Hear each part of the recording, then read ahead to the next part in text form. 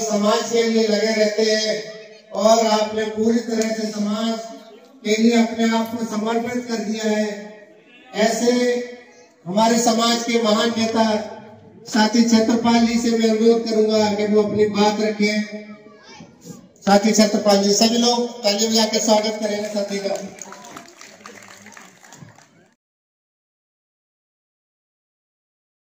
धन्यवाद। मैं सबसे पहले आज के आयोजन के संयोजक हमारे साथी विजेंद्र कुमार जी और उनके सहयोगी, मैं सभी को अपनी तरफ से और अपनी टीम की तरफ से धन्यवाद देता हूं और आशा करता हूं कि चाहे वो छोटा प्रोग्राम हो या बड़ा प्रोग्राम हो, इसके लिए उन्होंने हौसला किया है। प्रोग्राम के लिए मैं पुनः धन्यवाद देता हूं। और हमारे साथी पूर्व प्रधान रतनलाल जी ने सबसे पहले मंच पर सभी को बिठाया। यदि उनकी तरफ से कोई त्रुटि हो गई हो या कोई रह गया हो तो मैं क्षमा चाहता हूं। हमारे बीच में एक नीरज कुमार जी बैठे हुए हैं फिरोजाबाद के, जो हमारी राष्ट्रीय कमेटी में है। मैं उनसे निवेदन करूंगा कि वो भी मंच की तरफ आ जाए। नीरज कुमार जी, तालियां बजा दीजिए। नीरज कुमार जी कहां छुपे बैठे हुए? दोस्तों, इस प्रोग्राम में दूर दूर से आए हुए मेरी बहन, मेरी बेटियां, मेरे बराबर के साथियों, मेरे बच्चों, मैं सभी को आभारी हूं। आपने अपने समय को लेकर के यहां पर उपस्थित हुए हैं। मैं आपको भी धन्यवाद देता हूं और मैं अपनी बात शुरू करता हूं। दोस्तों, यहां पर एक दो साथी मेरी हम उम्र के बैठे हुए हैं, शायद है मेरी बातों को समझेंगे। हम लोग चाहे वो अहेलिया हो या बहेलिया हो, पूर्व से ही हम एक परिवार के सदस्य हैं। इसका प्रमाण मैं दे सकता हूं। यदि किसी को चाहिए तो 1871 से लेकर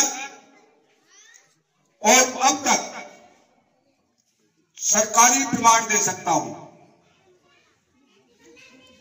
इसलिए हम लोग जो पश्चिमी उत्तर प्रदेश के अहेलिया हैं, जिन परिवारों में से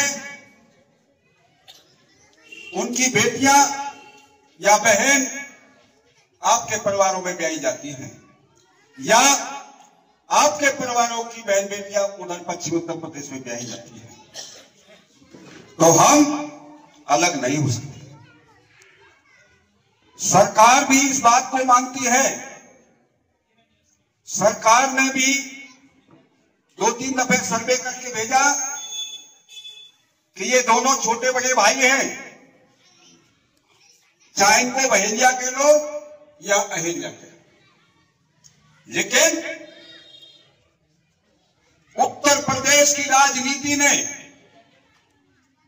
हमको अलग अलग किया। जैसे 2014-15 में सर्वे करा के और 16 में जब प्रस्ताव भिजवाया। साथियों, हमारे बीच में हमारे समाज की नेत्री अर्चना जी आ चुकी है। मैं सभी साथियों से अनुरोध करूंगा कि तालियां बजाकर उनका स्वागत करेंगे और उनसे अनुरोध है कि वो मंच पर आ जाएं। अर्चना जी, आपसे अनुरोध है कि मंच पर आप स्थान ग्रहण करें।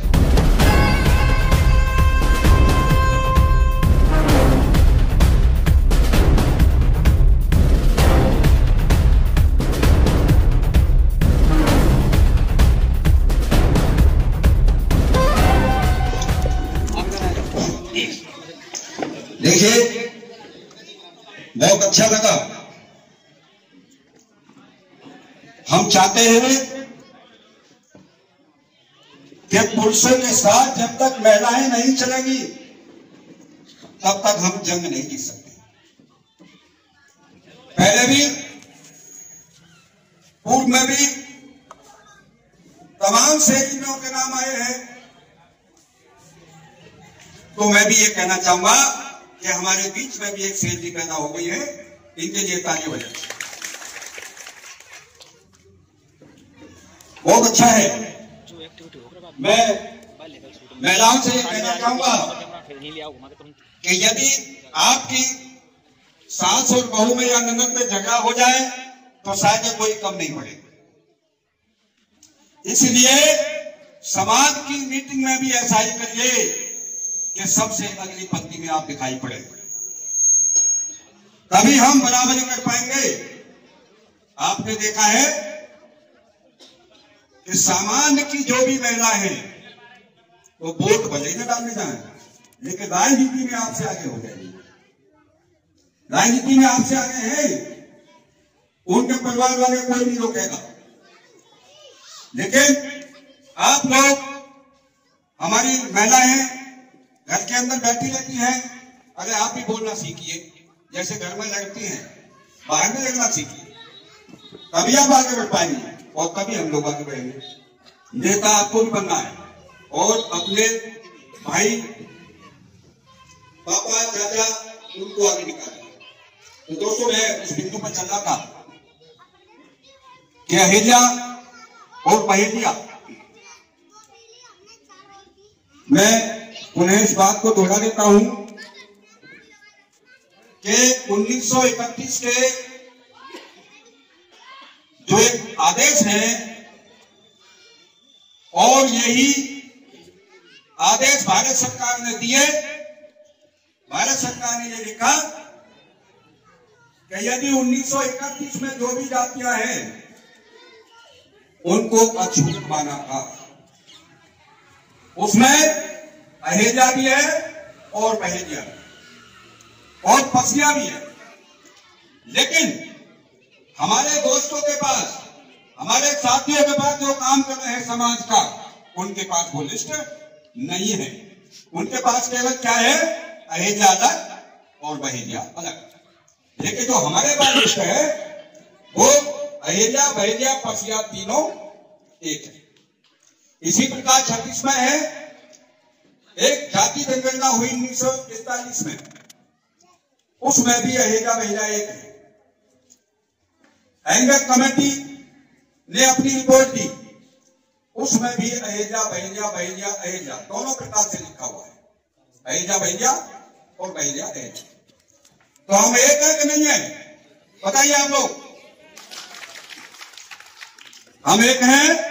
भारत सरकार ने यही कहा कि 31, 36, 41 की सूची में जो जातियां हैं वो ही अनुसूचित जाति, अनुसूचित जनजाति में रहेंगी, वो शामिल की जाएंगी और उसी आधार पर शामिल किया गया है। आपको एक नई बात और बताऊं मैं कि आपने सुना होगा आदिम जाति। आदिम सुना है ना? आदिम जाति सुना है ना किसी ने? आदिम जाति देखिए, अनुसूचित जाति, अनुसूचित जनजाति। लेकिन भारत सरकार ने 1977 में एक आदेश दिया कि अनुसूचित जाति और आदिम जाति, इनके जाति प्रमाण पत्र जारी किए जाए। तो अनुसूचित जाति में जो चले गए, लेकिन जो आदिम जाति में है कौन है? जो जनजाति है। जनजाति तो उनका एसटी में बनाओ, यह भी आदेश 77 में किया है।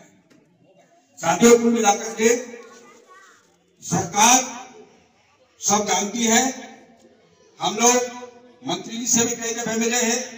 इसमें हमारी जो टीम बैठी है, काफी लोग मेरे साथ मिले हैं और सबने मिलकर के एक ही बात कही कि हम लोग एक हैं, हमको एक मान करके जाति प्रमाण पत्र जारी कर दीजिए। लेकिन ये राजनीति पार्टियों की, चाहे वो भाजपा हो, चाहे वो कांग्रेस हो, सपा ने हमारी मदद की, वो हम नहीं भुला पाएंगे। हम सच्चाई को बिल्कुल झुकला नहीं पाएंगे। उन्होंने हमारा सर्वे को कैबिनेट में पास करा के भेजा, लेकिन भाजपा ने वो निरस्त कर दिया, बिना किसी कारण के निरस्त कर दिया। कोई कारण नहीं, केवल ये कहा कि अहेजा और बहेलिया दोनों अलग अलग हैं। जबकि उन्होंने ये दिखाया सरकार को कि 1901 में, 1911 में, 1921 में और 1931 में ये अलग अलग है। हमारी बहस हुई आज के एमएल मंत्री जी से कि ये 1931 में आपने अलग दिखाया है, ये एक है, ये भी आपका ही आदेश है सरकार का ही, इसको क्यों नहीं माना? तो हमसे उन्होंने बोला कि आप दोबारा भिजवा दीजिए सर्वे करा के। हमने कहा लेटर लिख दो आप, लेकिन वो लेटर लिखने को तैयार नहीं है, सरकार लेटर नहीं लिख रही है। तो दोस्तों, मैं क्योंकि समय बहुत हो चुका है, मैं सभी से ये निवेदन करूंगा कि बगैर राजनीति के और बगैर राजनीति में भाग लिए बगैर आप कुछ नहीं कर पाएंगे। आपको राजनीति में आना ही पड़ेगा, आपको हिस्सेदारी लेनी ही पड़ेगी। अगर वहां विधानसभा में पहुंचना है और लोकसभा में पहुंचना है तो राजनीति में हिस्सेदारी तो करनी ही पड़ेगी। क्योंकि आपने देखा हमारे ऐसे लोगों की पहचान करिए जो हम लोगों में डिस्प्यूट डालता है, जो अंग्रेजों वाला काम करता है, वो अपना काम निकाल लेता है और आप लोगों को फंसा देता है। आप यहां ना जाओ, वहां ना जाओ। तो इसलिए मैं हाथ जोड़ के सबसे निवेदन करता हूं, एक तो मीटिंग में जाना है, बराबर जाना है आपको, मेरी माताओं बहनों को भी, बेटियों को भी, युवा को भी। जब तक आप मीटिंग में नहीं जाओगे, अपनी ताकत नहीं दिखाओगे, कोई पहचान आपकी नहीं बनेगी। कभी कोई आप कभी भी कहीं जीत नहीं सकते। ये तो कभी कभी तुक्का लग जाता है पांच सबके छोटे छोटे पदों में, कोई एमएलए बनता है हमारा। आज तक अहेजा समाज का कोई एमएलए बना है, कोई एमपी बना है? और बने हैं तो नाम बदल के बने हैं। कोई बहेजा बन के बना है तो कोई करबल बन के बना है। बता दिए कोई अहेजा बनाओ। तो मैं उन्हें आपसे फिर हाथ जोड़कर निवेदन करता हूं कि आपको हिस्सेदारी करनी है राजनीति में, और अपने साथियों को, अपने नेताओं का, चाहे वो जिलाध्यक्ष बन जाए, चाहे प्रदेश अध्यक्ष बन जाए, उसके पीछे रहिएगा और उसके पीछे जो रह करके उसका साथ दीजिए। मैं यदि पत्रकार हमारे साथी बैठे हो तो मैं उनका भी धन्यवाद करता हूं। मेरी बात को, मेरी सोच को ऊपर तक पहुंचाए, और एलआईयू वाले हमारे साथी बैठे हो तो हमारे अहेजा समाज की रिपोर्ट को, ये अहेजा महिला एक ही है, यही रिपोर्ट आप लोगों को सरकार को भेजिए। जय हिंद, जय भारत, जय अहेजा समाज, जय अहेजा।